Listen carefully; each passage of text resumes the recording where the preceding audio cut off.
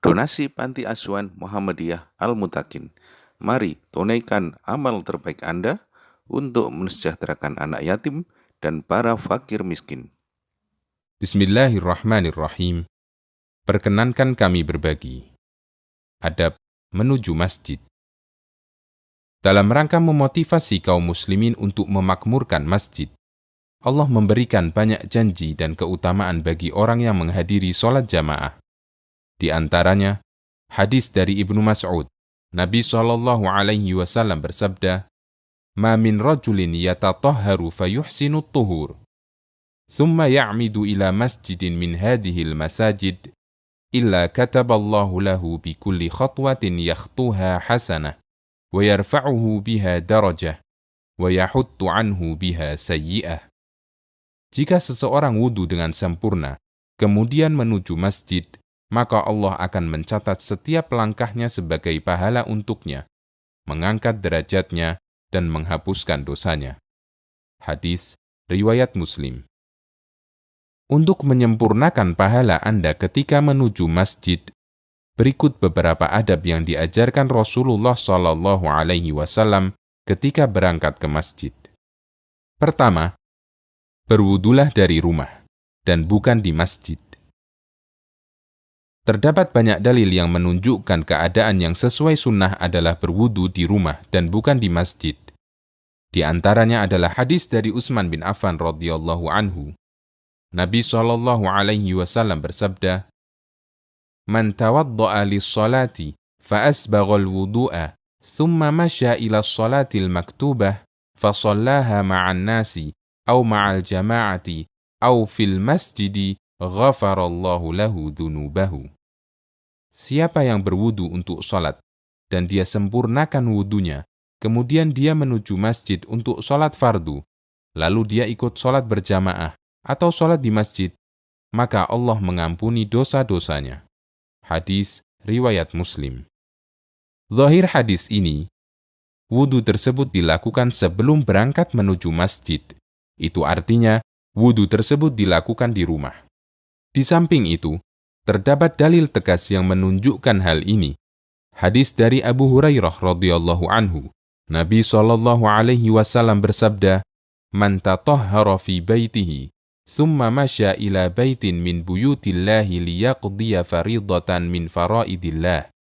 Siapa yang berwudu di rumahnya, kemudian berjalan menuju salah satu rumah Allah untuk menunaikan sholat wajib, dan seterusnya. Hadis riwayat Muslim. Kedua, gunakan pakaian yang sopan dan suci.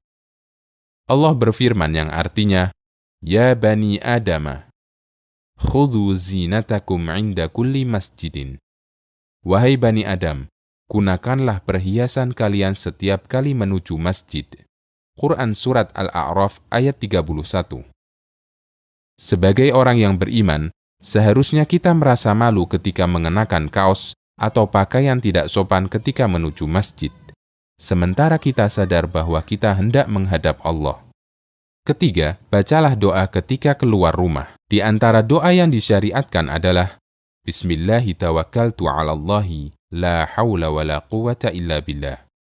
Dengan nama Allah, aku bertawakal kepada Allah. Tiada daya dan kekuatan kecuali dengan Allah.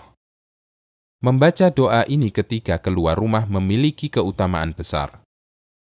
Sebagaimana disebutkan dalam hadis Anas bin Malik radhiyallahu anhu, bahwa Nabi SAW bersabda, apabila ada orang yang keluar dari rumahnya, kemudian dia membaca doa di atas, dikatakan kepadanya, kamu diberi petunjuk, kamu dicukupi, dan kamu dilindungi. Maka setan-setan pun berteriak. Kemudian ada salah satu setan yang berkata kepada lainnya, bagaimana kalian bisa menggoda orang yang sudah diberi petunjuk, dicukupi, dan dilindungi? Hadis riwayat Abu Dawud, Turmudi, dan disahihkan oleh Al-Albani. Doa ini sangat ringkas, mudah dibaca, namun keutamaannya besar. Tidak dijumpai riwayat yang menganjurkan mengangkat tangan ketika membaca doa ini. Keempat, gunakanlah sandal atau alas kaki lainnya dengan mendahulukan kaki kanan. Dari Aisyah radhiyallahu anha, beliau mengatakan, kana an-nabiyyu sallallahu alaihi wasallam yu'jibuhu at-tayammun fi tana'ulihi wa tarajjulihi wa tuhurihi wa fi sya'nihi kullihi. Nabi Shallallahu Alaihi Wasallam suka mendahulukan yang kanan ketika memakai sandal, menyisir rambut, bersuci, dan yang lainnya. Hadis riwayat Bukhari, Ahmad, dan yang lainnya. Kelima, berjalanlah menuju masjid dengan tenang.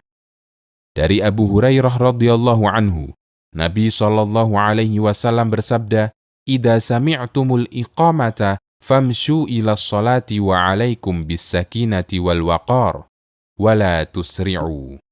Apabila kalian mendengar iqamah, berjalanlah menuju sholat dan kalian harus tenang dan jangan buru-buru.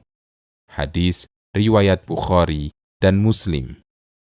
Di samping itu, dengan berjalan tenang, kita akan mendapatkan banyak pahala, karena setiap langkah kaki kita dicatat sebagai pahala dan menghapus dosa. Di antara hikmah larangan terburu-buru ketika sholat, agar kita tidak ngos-ngosan ketika melaksanakan sholat. Nafas tersengal-sengal ketika sholat bisa menyebabkan sholat kita menjadi sangat terganggu. Keenam, membaca doa ketika menuju masjid.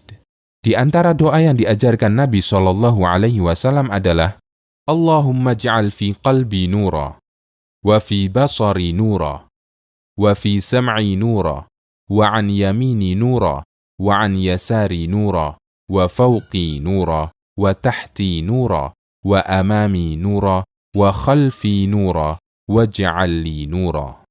Ya Allah, jadikanlah cahaya di hatiku, cahaya di penglihatanku, cahaya bagi pendengaranku, cahaya di sebelah kananku, cahaya di sebelah kiriku, cahaya di atasku, cahaya di bawahku, cahaya di depanku, cahaya di belakangku, berikanlah cahaya untukku. Hadis riwayat Bukhari. Ketujuh, sesampainya di masjid, lepas sandal dengan mendahulukan kaki kiri.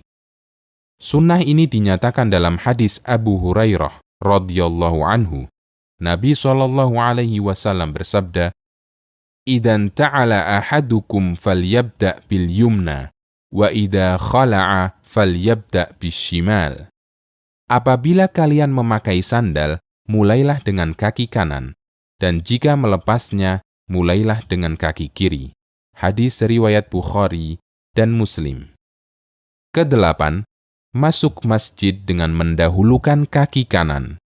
Dari Aisyah radhiyallahu anha, beliau mengatakan, Nabi Shallallahu Alaihi Wasallam suka mendahulukan yang kanan ketika memakai sandal, menyisir rambut, bersuci, dan yang lainnya. Hadis riwayat Bukhari, Ahmad, dan yang lainnya.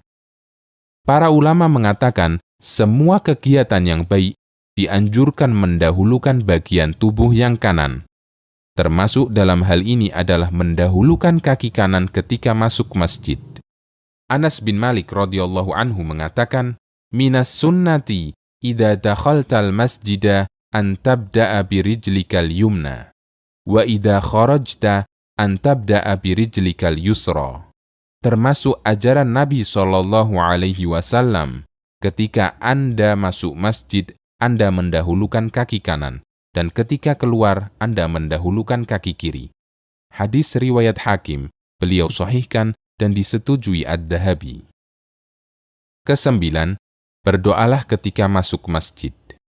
Ada banyak doa yang diajarkan Nabi Shallallahu Alaihi Wasallam. Bismillahi wassalatu wassalamu ala Rasulillah. Bismillah, salawat dan salam untuk Rasulillah. Hadis riwayat Ibnu Sunni, Abu Dawud, dan disahihkan oleh Al-Albani. Allahumma ftahli abwaba rahmatik. Ya Allah, bukakanlah pintu rahmatmu untukku. Hadis riwayat Muslim. A'udzu billahil azim wa biwajhihil karim wa sultanihil qadim minasyaitonir rajim.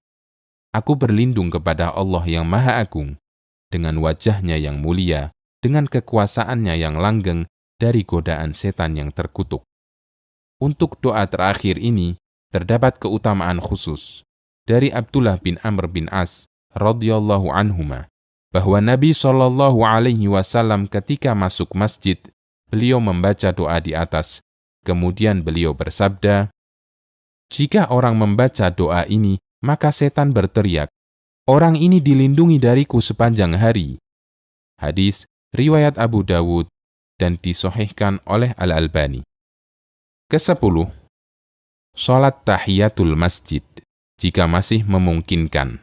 Nabi Shallallahu Alaihi Wasallam berpesan, "Idza dakhala ahadukumul masjida, fala yajlis hatta yarka'a raka'atain." Apabila kalian masuk masjid, jangan duduk sampai sholat 2 rakaat. Hadis riwayat Muslim. Itulah sholat tahiyatul masjid. Semoga kita dimudahkan untuk mengamalkannya.